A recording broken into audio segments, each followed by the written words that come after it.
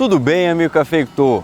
Hoje nós estamos aqui na Alta Mogiana Paulista com o Eninho, que é um cafeicultor que tem uma história interessante, passando por alguns desafios, alguns esbarros na vida, né, Eninho? Assim como todo cafeicultor, mas hoje ele é um formador de opinião, é um exemplo, é uma referência aqui na região e tem uma mensagem, tem algo muito importante que pode ser compartilhada com os demais cafeicultores do Brasil. E essa vai ser a história do nosso No Pé do Café de hoje.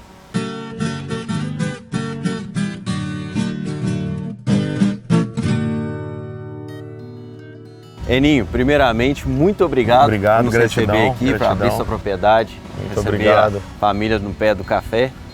E conta pra gente, onde tudo começou? Tudo começou aqui, nessa casa, aqui na Fazenda Santa Rita do Morro Grande. Nós estamos no município de Restinga, São Paulo. Faz parte dentro da região da Alta Mogiana, né? Essa fazenda foi adquirida pelos meus avós em meados de 70 e pouco, 60 e pouco. Meus avós vieram de Ibiraci, Minas Gerais, compraram essa fazenda e vieram morar aqui. Essa foi a primeira casa, eu nasci em Franca e vim morar aqui nessa casa aqui. Mas eu passei muito pouco tempo aqui, eu fiquei quase um ano, 11 meses morando dentro da fazenda. E aí depois, como meus avós moravam aqui, eu vinha todos os finais de semana para cá. Então passei minha infância em cima das palhas de café na época da colheita, junto com meu pai em cima do trator. Eu sou a quarta geração de produtores de café. Então vem desde os meus bisavós, meus avós, meu pai e agora a gente fazendo essa sucessão, né? Meu pai sempre foi um cara fora da curva, de muita visão, muita pujança, muita prosperidade, um cara muito próspero. Então eu sempre tive um exemplo dentro de casa de um grande cafeicultor, de um grande produtor, de um grande pai, de um grande empresário, né? Então hoje muito do que eu faço é o reflexo e o espelho do que eu via do meu pai. Então foi um dos primeiros caras a crescer em grande escala dentro da Alta Mogiana. Meu pai chegou em algum momento que o grupo familiar ele conseguiu levar a mais de 1.000 hectares de área produtiva, as mecanizações das colhedeiras mecanizadas na nossa região, irrigação também. Meu pai já irrigava café em 99, 98, já tinha lavouras irrigadas. Em meados de 2014, já um pouco mais para frente, eu via grandes desafios da cafeicultura que não mudava, como problema de clima, alto custo, desafio de mão de obra, baixas produtividades, pragas e doenças, né? Então, eram aqueles desafios que ainda continuam, né? Exatamente. E era desde quando eu desde quando eu me conhecia por gente, eu via que eram os mesmos desafios mercadológicos, preço de café. Então, assim, um ano o produtor estava rico, outro ano o produtor estava pobre, outro ano o produtor estava rico, outro ano o produtor estava pobre. E o que acontecia? Às vezes passava numa crise 2, 3, 4 anos e eu via amigos, né, ou pessoas da família sair do mercado, vender sítio, vender fazenda. Isso sempre foi muito doloroso para mim. E isso fez com que eu me afastasse da cafeicultura e fosse empreender em outros negócios, como eu estou te dizendo. Então, um pouco também junto de ser filho de um grande produtor, de um cara fora da curva, eu tinha grandes desafios de implementar novas ideias, novas tecnologias, novos projetos. E na verdade eu acho que todo filho de produtor tem muito desafio na sucessão. Ô Eninho, mas essa virada de chave, por que você foi fazer o seu projeto lá e não fez aqui na fazenda da sua família? Bom, é uma pergunta bem interessante, muito simples poder te responder. Simplesmente pela direção e a visão dos dois projetos, né? Eu venho de uma família conservadora, convencional, de grande pujança na cafeicultura, mas que parou em determinado momento no tempo e não estava querendo fazer mudanças, inovações. Ficava um desgaste muito grande de energia. Então, eu puxava para um lado, eles puxavam para o outro. Então, ficava aquela perca de energia de cabo de guerra, né? E eu simplesmente soltei, falei, eu preciso fazer o meu projeto e até mesmo para poder romper todas essas barreiras minhas, né? E me conhecer como um produtor, como o Eninho, uma cafeicultura do Eninho, né? Da mentalidade do Eninho, da visão do Eninho. Então, foi um momento muito desafiador na minha vida, largar a minha família e empreender num projeto meu, tanto financeiro, quanto o medo, quanto os riscos que eu tomei. Consegui também o apoio deles de uma forma ou de outra e fui empreender na Fazenda Santa Rita do Morro Grande. Uai, então vamos lá conhecer esse projeto. Vamos lá conhecer, vamos lá, é um prazer. Como que foi esse processo de transformação da vida do Eninho? Foi fácil? Para você ter noção, eu não tinha nem implemento. Né? A primeira implemento que eu comprei foi uma roçadeira dupla articulada que eu comprei com 1 ano de prazo de um amigo meu, me deu o crédito, me deu prazo, 1 ano de prazo. Você veio pra cá com a cara, a coragem, eu vim sem nada, a confiança rapaz. Da sua família. Eu tinha apoio da minha família, confiança da minha família, e eu não tinha nem um trator, não tinha nada. Ele falou, mas como é que você trabalha então, Eninho? Eu alugava, né? Eu terceirizava trator, alugava, e meu sogro me emprestava trator, meu pai me emprestou um trator, e eu vim para cá com implementos emprestados do meu pai. Eu pegava um tanque dele foliar emprestado e eu vinha fazendo com o que eu tinha. E eu vim morar aqui de favor aqui na casa do meu sogro, porque eu não tinha dinheiro para pagar o aluguel. Eu tinha colocado dinheiro aqui para plantar o café, nós passamos numa crise muito grande, café baixo, não tinha dinheiro para contratar funcionário, né? E aí eu vim para cá, morar aqui, veio eu e minha esposa em 2020, e foi bem no início da pandemia. Então tava aquele caos ali, início de pandemia, e foi no nascimento do meu segundo filho, do Otávio, né? O Otávio nasceu dia 2 de janeiro, e eu entrei aqui, nós saímos da maternidade, passou um pouquinho, nós viemos para cá. Então eu montei no trator, fiz todas as atividades agrícolas, todas, validei por todas. Roçadeira, trincha, adubação, foliar. Então tudo aquilo que na minha cabeça eu já tinha trabalhado um pouco com meu pai, eu fiz a minha cultura, né? Então eu tocava essas lavouras dia e noite, madrugada, tinha dia que passava a madrugada inteira. Sem sombra de dúvida, foi uma das fases mais abençoadas da minha vida, que eu tive mais conhecimento de estar perto de Deus, perto de Cristo, porque foi tão desafiador sair do nível que eu fui criado em classe média e vim para casa do meu sogro também, dava um conforto pra gente, mas vim de favor, você imagina, ser casado com uma esposa, um filho e grávido, né, nascido o segundo filho. Se eu vim morar de favor na fazenda do sogro, ter arrendado as terras do sogro, já ter feito um empreendimento gigantesco na terra do sogro, olha o compromisso. E quais foram os principais desafios, né, igual você falou, obstáculos que você enfrentou aqui? Foi acompanhar a minha visão, o meu sonho, com a realidade que eu estava vivendo. Então eu sonhava algo, eu via algo, só que eu estava vivendo num período que eu não conseguia executar. Então foi fazer a execução de algo que está à frente do tempo. Por exemplo, exatamente aquela lavoura ali que nós estamos vendo, aquela que está para baixo do móvel, tá vendo? Eu chamo aquela lavoura da lavoura do milagre. Sabe por quê? Porque eu plantei sem nenhum real aquela lavoura lá. São 3 hectares de café. Uai, mas como assim? Exatamente. Cara, milagre mesmo, porque Deus começou a pôr no meu coração, o banheiro que eu fiquei aqui, que eu morei aqui, ele é virado para cá. Então todo dia cedo eu tomava banho e eu via o pasto lá, era pasto. Eu via o pasto e via a lavoura. E eu cheguei pro meu sogro e falou, me arrenda o pasto lá, eu vou plantar um café. Ele falou, eu arrendo, mas você não acha que tá... Vamos esperar você capitalizar, pagar essas contas aí, dar uma ajeitada, você planta depois, vai ter muito tempo pra você plantar. E ele tentando me segurar. Eu falei, não, eu tô vendo, moço, isso aí cheio de café, me arrenda isso aí. E ele foi, me arrendou. Então eu já tinha feito compromisso com ele, tinha pegado um trator com meu pai, tinha gradeado. E eu falei, eu já gradeei e já arrendei. Aí depois eu já suquei e já joguei um calcário também. Corrigi o solo, preparei e já suquei. E foi dezembro, janeiro, fevereiro, março. Eu já tinha encomendado as mudas, já tinha ficado pronta. O viveirista ligando, eu preciso te entregar. Já entreguei todas as mudas do viveiro e a sua. Falei, aborta, eu não vou plantar mais. Ele falou, não, cara, não tem o que eu fazer, eu vou enterrar essas mudas. Então faz o seguinte, vem buscar as mudas aqui, depois você vê o jeito que você me paga. Falei, cara, como é que eu vou buscar um negócio que eu não sei como é que eu vou te pagar? Ele falou, não preocupa não. Então ele me deu um crédito, eu falei, não tem dinheiro nem para buscar essas mudas. E ele me entregou, então eu tô levando as mudas, e no outro dia ele pôs as mudas aqui tudo. Imagina, mesmo? Rapaz, sério. Eu ter que desencaixotar a muda, fazer viveiro, porque eu não sabia para quanto que eu ia plantar. Então foi assim, uma coisa casando com a outra, com muita fé. Aí um amigo veio, me creditou, no crédito me deu uma caminhonete, falou, uma Hilux Zero pra você andar. Você tá de pé, né? Tô. Falei, não vou mexer com Hilux Zero não, moço. Andar de Hilux? Não tem dinheiro pra andar num Fusca, vou andar de Hilux. Aí falou, não, pega a Hilux, faz o que você quiser. Falei, então você me dá um prazo nela. Aí peguei o prazo, vendi essa Hilux com ele mesmo, já entramos, fomos no estacionamento, já peguei isso aí e já fomos plantar café. Então, e aí tinha um dinheiro para plantar o café e para irrigar a lavoura. Então, foi no milagre, porque eu tinha um sonho, tinha um desejo, estava visualizando, mas não tinha nada. Você financiou uma Hilux, rapaz, vendeu ela e plantou café. Não, e teve um trator também que entrou para pagar o turmeiro e o resto do projeto da irrigação.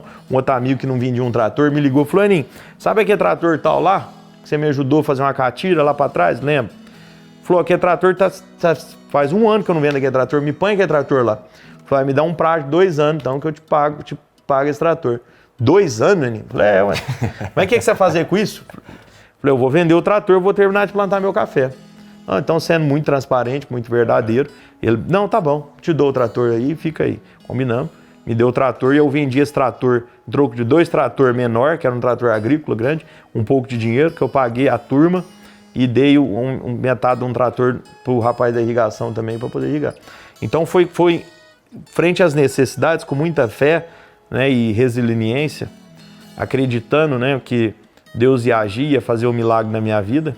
E, de fato, uma promessa, se tem alguém, alguma coisa nesse mundo que cumpre suas promessas, é Deus, né? Eni, e tem algumas coisas muito fortes nessa história sua, que uma delas é a família, né? E seu sogro é um cara que acredita demais no você, né? Sem dúvida, sem aceitar tudo isso. Sem dúvida. Né? E você com a família toda aqui, né? E assim como sua esposa, toda a sua família. E outra coisa é de Deus, né? Você fala muito, acreditou e foi e fez. Porque não adianta a gente ficar só pedindo e falando eu tenho fé e não fazer a nossa parte. E qual que é o envolvimento disso tudo com essa fazenda aqui? É muito interessante, porque a fé e essa espiritualidade está ligada na história dessa fazenda. Essa fazenda, Nossa Senhora Auxiliadora, ela vem fazer parte, no século passado, em meados de 1800 e alguma coisa, de uma fazenda que chamava Invernada, que era uma região aqui, onde colocavam gado, né? E era uma região para gado, né? As pessoas não acreditavam na cafeicultura aqui. E nesse tempo, nessa fazenda estava com a Sinhá e Culica, né? Era uma herança da Sinhá, que é uma tia-avó do pai do meu sogro, né? Do Solar Erste Andrade, que foi o proprietário dessa fazenda.